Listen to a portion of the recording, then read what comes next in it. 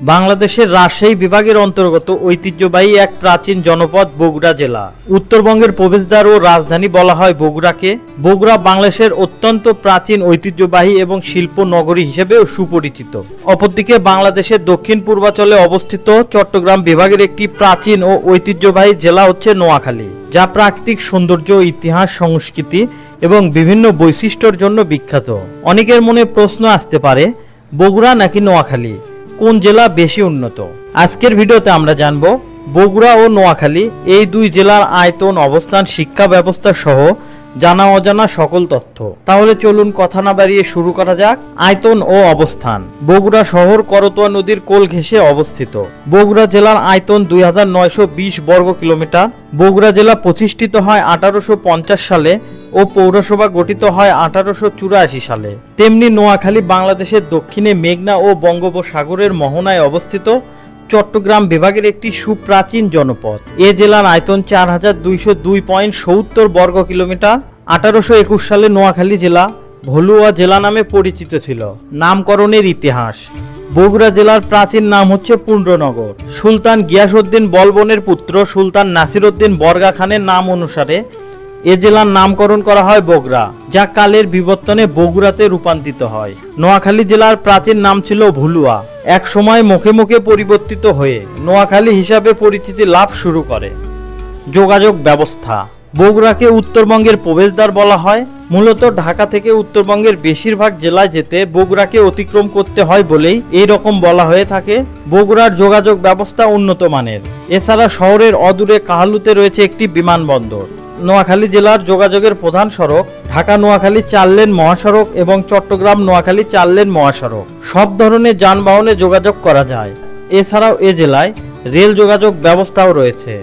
নোয়াখালীতে বিমানবন্দরের জায়গা থাকলেও বর্তমানে তা বন্ধ অবস্থায়, আকাশপথে যোগাযোগের কোনো সুযোগ নেই। শিক্ষা ব্যবস্থা। বগুড়া জেলা শিক্ষা প্রতিষ্ঠানের দিক দিয়ে অনেক উন্নত। এই জেলার সাক্ষরতার হার 84.99%। এই জেলায় রয়েছে স্বনামধন্য অনেক শিক্ষা প্রতিষ্ঠান। উল্লেখযোগ্য শিক্ষা প্রতিষ্ঠানগুলো হলো বগুড়া জেলা স্কুল, সরকারি বালিকা উচ্চ বিদ্যালয়, cantonment public school and college, armed police battalion public school and college, Yakubia বালিকা উচ্চ বিদ্যালয়, বগুড়া সিটি বালিকা উচ্চ বিদ্যালয়। এছাড়াও রয়েছে উত্তরবঙ্গের শ্রেষ্ঠ বিদ্যাপীঠ সরকারি আজিজুল হক কলেজ, বগুড়া বিজ্ঞান ও প্রযুক্তি বিশ্ববিদ্যালয়, শহীদ জিয়াউর রহমান মেডিকেল কলেজ, বেসরকারি মেডিকেল কলেজ সহ অনেক সুনামধন্য শিক্ষা প্রতিষ্ঠানও রয়েছে। অপরদিকে নোয়াখালী জেলার সাক্ষরতার হার 75.52%। এ জেলায় রয়েছে স্বনামধন্য ও ঐতিহ্যবাহী অনেক শিক্ষা প্রতিষ্ঠান। উল্লেখযোগ্য শিক্ষা প্রতিষ্ঠানগুলো হলো নোয়াখালী সরকারি কলেজ, বেগমগঞ্জ সরকারি পাইলট উচ্চ বিদ্যালয়, আহমদিয়া আদর্শ উচ্চ বিদ্যালয়, হাতিয়া মডেল পাইলট উচ্চ বিদ্যালয়, নোয়াখালী সরকারি বালিকা উচ্চ বিদ্যালয়, পৌর কল্যাণ উচ্চ বিদ্যালয়, নোয়াখালী জেলা স্কুল, বসুরহাট ইসলামিয়া সিনিয়র মাদ্রাসা, নোয়াখালী বিজ্ঞান ও প্রযুক্তি বিশ্ববিদ্যালয়, বাধেরহাট আব্দুল মালেক উকিল কলেজ ইত্যাদি। চিকিৎসা সেবা। বগুড়া জেলায় মানসম্মত চিকিৎসা ব্যবস্থা নিশ্চিত করার জন্য রয়েছে অত্যাধুনিক সুযোগ সুবিধা সম্পন্ন শহীদ জিয়াউর রহমান মেডিকেল কলেজ ও হাসপাতাল, যা 1991 সালে প্রতিষ্ঠা করা হয়। আরও রয়েছে 250 শয্যা বিশিষ্ট মোহাম্মদ আলী হাসপাতাল। এছাড়াও রয়েছে স্বনামধন্য অনেক ক্লিনিক।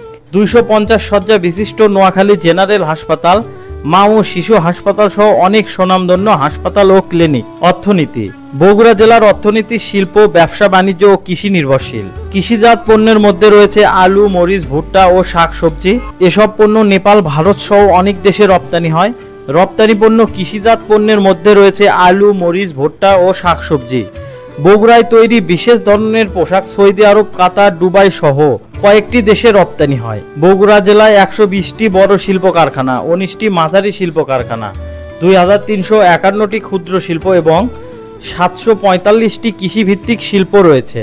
অপরদিকে নোয়াখালী জেলায় অর্থনীতি মূলত কৃষি নির্ভর। 60% মানুষ এই পেশার সাথে সংশ্লিষ্ট। কৃষির মধ্যে মূলত মৎস্য চাষ ও মৎস্য আহরণের সাথে সবচেয়ে বেশি জড়িত এ জেলার মানুষ। দর্শনীয় স্থান। বগুড়া জেলায় পর্যটনের জন্য রয়েছে বিখ্যাত মহাস্থানগড়। এছাড়াও রয়েছে বেহুলা লক্ষিন্দরের বাসরঘর, ভাসু বিহার, যোগীর ভবন, ভীমের জাঙ্গল, খেরুয়া মসজিদ মমইন, বগুড়া সেনানিবাসে অবস্থিত বিজয়ঙ্গন জাদুঘর, শহীদ চান্দু ক্রিকেট স্টেডিয়াম। নোয়াখালী জেলার দর্শনীয় স্থান হল কল্যাণদী জমিদার বাড়ি, গান্ধী আশ্রম, নিঝুম দ্বীপ, বজরা শাহী মসজিদ, বীরশ্রেষ্ঠ শহীদ মোহাম্মদ রুহুল আমিন গ্রন্থাগার ও স্মৃতি জাদুঘর, মাইজদি কোর্ট বিল্ডিং দিঘি, শহীদ ভুলু স্টেডিয়াম, ম্যানগ্রোভ বনাঞ্চল, স্বর্ণদ্বীপ উল্লেখযোগ্য। বিখ্যাত খাবার। বগুড়া জেলার বিখ্যাত খাবারগুলো হলো বগুড়ার দই, চালের কটকটি, স্পঞ্জ মিষ্টি, আলু ঘাটি, হাতে ভাজা লাচ্চা সেমাই ইত্যাদি।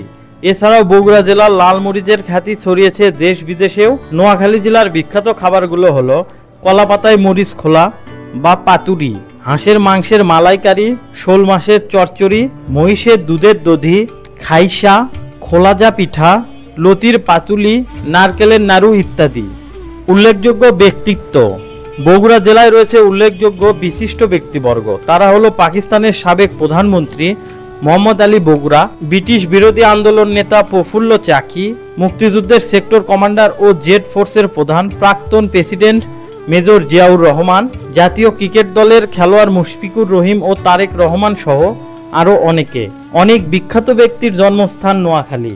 নোয়াখালী জেলার বিখ্যাত ব্যক্তিরা হলো শহীদ বীরশ্রেষ্ঠ মোহাম্মদ রুহুল আমিন, শহীদ বুদ্ধিজীবী, শিক্ষাবিদ, নাট্যকার এএনএম মুনির চৌধুরী, বাংলাদেশের সাবেক প্রধানমন্ত্রী ও উপরাষ্ট্রপতি মওদুদ আহমেদ, বাংলাদেশের প্রথম নারী স্পিকার শিরিন শারমিন চৌধুরী, মধ্যযুগীয় কবি আব্দুল হাকিম, আবুল খায়ের গ্রুপের প্রতিষ্ঠাতা আবুল খায়ের, এসএ টিভি ও এসএ পরিবহন পার্সেল অ্যান্ড কুরিয়ার সার্ভিসের প্রতিষ্ঠাতা সালাউদ্দিন আহমেদ, উপদেষ্টা সংস্কৃতি মন্ত্রণালয়, বাংলাদেশ চলচ্চিত্র পরিচালক ও প্রযোজক মোস্তফা সরোয়ার ফারুকী, 21 পদকপ্রাপ্ত সঙ্গীত ব্যক্তিত্ব এবং কিশোরবীর মুক্তিযোদ্ধা আহমেদ ইমতিয়াজ বুলবুল সহ আরও অনেকে। ইতিহাস, ঐতিহ্য ও সংস্কৃতিতে ভরা বগুড়া জেলা। এ জেলা বাংলার খুবই প্রাচীন একটি জনপদ, তেমনি প্রাকৃতিক অপার সৌন্দর্যের নীলাভূমি নোয়াখালী জেলা। সুপ্রিয় দর্শক, আমাদের উদ্দেশ্য কোনো জেলাকে ছোট করা নয়, কেননা প্রতিটি জেলা রয়েছে নিজস্ব সংস্কৃতি, ইতিহাস, ঐতিহ্য ও বৈচিত্র্য। বাংলাদেশের প্রতিটি জেলা দেশের একটি অনন্য অংশ। দেশের প্রতিটি অঞ্চল বিশেষ বৈশিষ্ট্য এবং ইতিহাস ধারণ করে, তাই এক জেলার সাথে কখনোই অন্য জেলার তুলনা করা সম্ভব নয়।